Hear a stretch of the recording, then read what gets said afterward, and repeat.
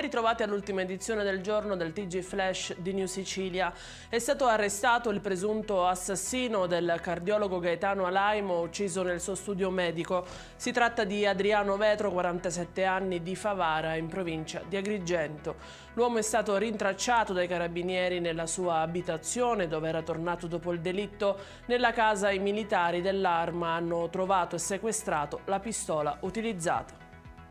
È stato convalidato il fermo di un 37enne di origine trapanese ritenuto responsabile del delitto di violenza sessuale nei confronti di una donna.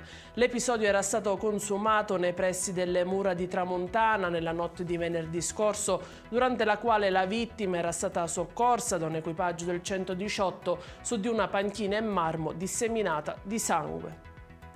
Ci sarà ancora un mese di tempo per usufruire dell'agevolazione stracciabollo della regione siciliana. A renderlo noto è l'assessore regionale all'economia Marco Falcone. Con lo spostamento dei termini oltre il 30 novembre, grazie a un'intesa fra il Dipartimento delle Finanze, gli sportelli ACI e Pratiche Auto sul territorio, sarà dunque possibile pagare gli arretrati del bollo auto senza sanzioni o interessi per gli anni dal 2016 al 2021.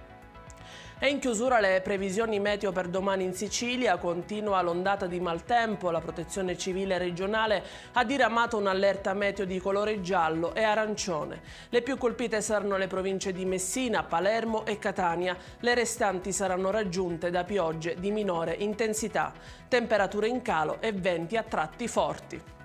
È tutto per questa edizione. Il TG Flash ritorna domani mattina alle ore 10. Buona serata.